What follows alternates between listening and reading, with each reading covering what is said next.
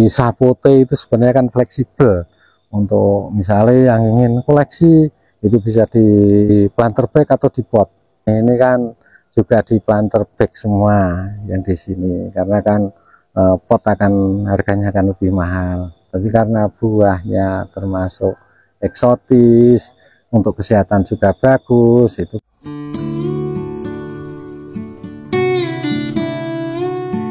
Assalamualaikum warahmatullahi wabarakatuh. Nama saya Pak Samlawi atau yang dikenal dengan Pak Losembi.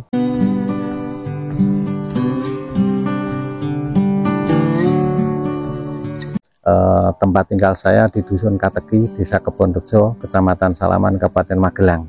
Usaha saya berbasik di tanaman. Jadi ada beberapa jenis tanaman buah yang kita usahakan. Salah satu diantaranya adalah pembibitan meme sapote dari berbagai ukuran, dari yang polybag sampai di planter bag, bahkan ada yang sampai di planter bag yang berbuah. Kalau jenisnya termasuk jenis sawo, Mas. Jadi kita mencoba untuk berkebun dan pembibitan. Nah, tujuan kebun itu bagi kita itu salah satu diantaranya sarana seleksi tanaman sapote itu sendiri yang mudah adaptasi, produktivitasnya cukup tinggi. Nah, itu yang kita kembangkan. Mulai kita rintis dari tahun 2016. Jadi dari 2016 kita mencoba untuk nanam 2 batang ya, yang dari jenis jangkoan. Ternyata pilihan kita juga kurang pas. Artinya tanaman sapote yang untuk dataran tinggi, misalnya kayak kayu es, itu kan tanaman yang hidup dan baik untuk adaptasinya itu di dataran tinggi. Jadi kita mencoba lagi untuk tahun 2017 itu kita nanam magana, kita beli bibit magana, tapi hasilnya ketika sudah dikebunkan itu ternyata banyak jenis yang ada di situ. Jadi ada yang kita akan tidak sesuai dengan apa yang kita beli. Kita membeli bibit dari yang jenis magana, ternyata hasilnya itu ada 3 varian atau 4 varian. Bahkan kalau sampai saat ini ketika sudah umur 6 tahun kita tahu buahnya, ada yang bahkan kita tidak mengenal jenis itu. Jadi itu juga jadi keuntungan. Ada yang rasanya lebih enak dari magana, tapi beratnya besaran buah itu agak kurang. Jadi rata-rata misalnya ada yang 1 kilo, ada yang 1,5, bahkan ada yang produksi maksimalnya itu ada yang kita juga tidak tahu itu jenis, tidak teridentifikasi itu jenis apa, itu bisa 3,5 kilo. Ya alhamdulillah yang awalnya itu kita hanya membeli bibit magana, tapi hasilnya ternyata juga muncul varian-varian baru. Terus pengalaman, dari pengalaman itu kita kan penangkar, Mas. Jadi penangkar itu asal kreatif, mau membuat inovasi tidak sukar. Misalnya rata-rata diperbanyakan sapote itu kan ada yang dari susuan, cangkokan, tapi saya beda, dan itu jarang bisa ditiru dengan teman-teman. Misalnya yang kita perbanyak itu kita dengan tempel sisip, menurut saya lebih efisien karena kan tidak merusaknya batang bawah kan jelas. Nah, kita pasti luka karena kan harus membuka kulitnya, lalu kita sisipkan itu material pucuknya ya. Jadi ya kayak sebenarnya sudah lazim ya untuk kelengkeng, itu kelengkeng durian itu rata-rata sekarang pakai tempel sisip karena banyak keuntungan di situ. Ketika jadi itu 1 minggu sudah ada tanda-tanda kehidupan di situ. Modal awal itu saya termasuk golongan orang yang nekat gitu. Artinya gini, uang terbatas tapi kepengen banyak.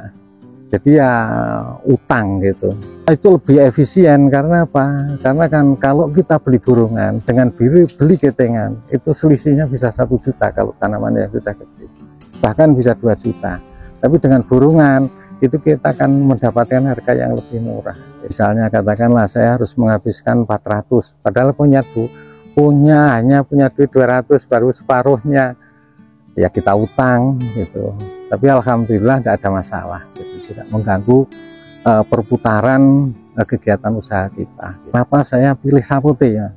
Nah, itu menurut saya itu kan dari analisa usaha itu masih masuk untuk jualan bibit.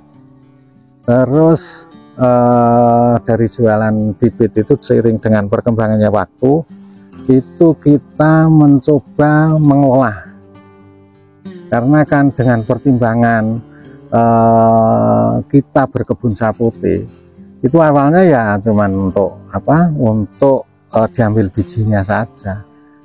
Dengan perkembangannya waktu, informasi masuk, teman-teman sangat mendukung dengan kegiatan misalnya untuk pengolahan buahnya, karena selama ini kan buah sapote hanya dijual buah segar, padahal kan ketahanan ketika sudah matang itu hanya 5-6 hari.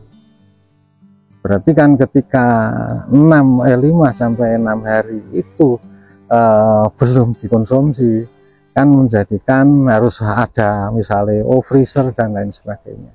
Tapi kalau dengan dengan kita dibuat tepung itu kan bisa berbulan-bulan lah, asal dengan catatan sebelum di freezer kita ozon, jadi jamur dan lain sebagainya yang kaitannya dengan masalah penyakit baik yang mengakibatkan nanti manusia yang mengkonsumsi itu kurang sehat, standar untuk kesehatan. Padahal kalau melihat dari sisi produksi kita insya Allah kan juga paling mudah perawatannya, karena kan selama ini kita mencoba tanam hanya ceblok, nanti pupuk ketika musim kemarau kita siram, itu sudah tidak ada masalah.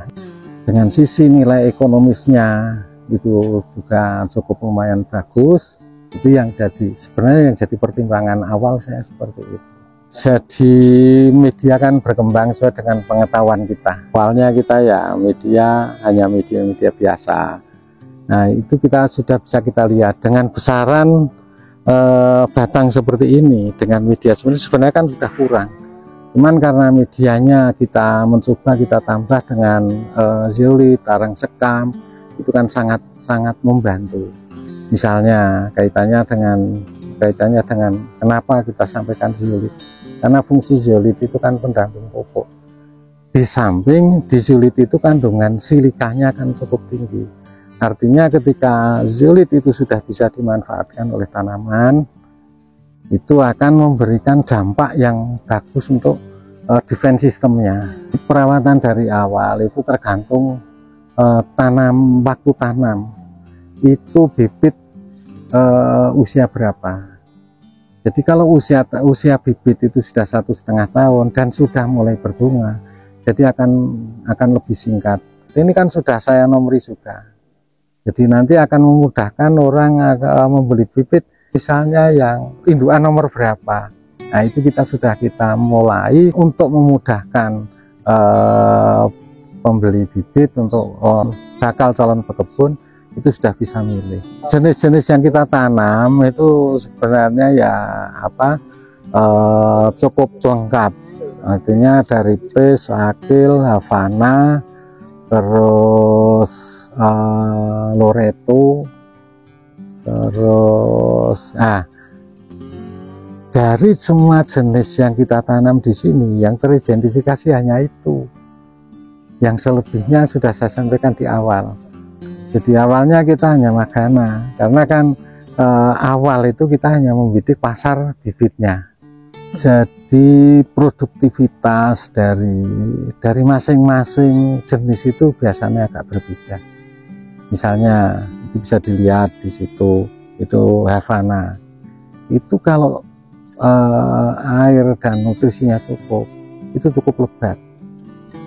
Tapi ketika nutrisi kurang, terus pemberantasan hama ya, kalau penyakit saya yakin ini karena kan memang dari awal itu yang baik di bibit maupun yang ada di di kebun itu sampai saat ini belum ada yang mati. Nah, produktivitas sebenarnya kan kaitannya dengan jarak, dengan terpaan sinar matahari, kecukupan sinar apa enggak. Jadi di sini kan sebenarnya menurut saya dari awalnya itu kita kan hanya seperti itu programnya. Tapi ketika tanaman sudah usia 6 tahun lebih, 6,5, ternyata jarak yang seperti itu kan akan mengganggu. Kan ada paling jarak 4, ada yang 46, ada yang 45. Itu sebenarnya kan sangat mengganggu sekali, karena kan sebagian tanaman yang sudah saling silang itu percabangannya kan kekurangan sinar matahari. Nanti kalau yang yang di planter bag misalnya, kita ukuran awal itu dari 50 terus nanti ke 150, dimungkinkan sampai 200. Jadi tempat media itu biasanya kan kalau planter bag itu ukurannya liter, tapi kalau pot itu biasanya ukurannya itu senti, misalnya ukuran 60. Kalau di pot ya mungkin ukuran yang sekitar 50. Ini kan mungkin sudah ada 4 tahun ini, ternyata juga tidak ada masalah. Jadi bertahap dari 50 ke 100, nanti ke 150.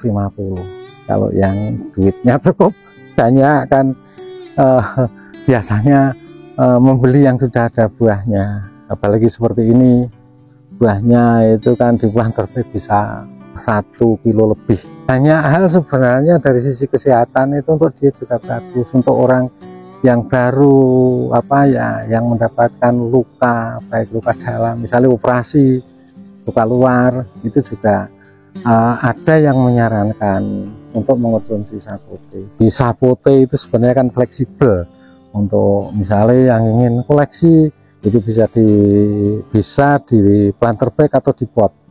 Jadi bisa jenengan perisane ini kan juga di planter bag semua yang di sini, karena kan pot harganya akan lebih mahal. Tapi karena buahnya termasuk eksotis, untuk kesehatan juga bagus, itu kalau hanya 1 atau 2 untuk koleksi kan bisa dengan pot atau planter bag. Kalau yang saya tahu itu tanaman sapote itu termasuk tanaman yang paling tahan, karena yang di kebun itu selama 6,5 tahun itu juga tidak ada masalah.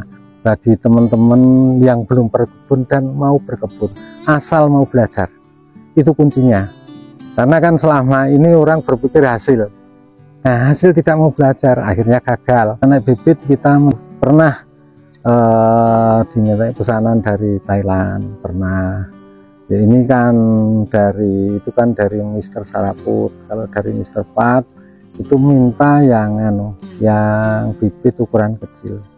Kalau buah itu ya Sidoarjo sama Jakarta. Kan kalau yang ukurannya 1 kiloan itu 110, tapi kalau campur banyak, lebih dominan yang besarnya 125. Monggo yang kepingin bibit dari Pak Sam itu kita bisa dengan datang langsung atau bisa lewat WA dengan nomor 081 392 469609. Terima kasih teman-teman yang sudah menonton video ini.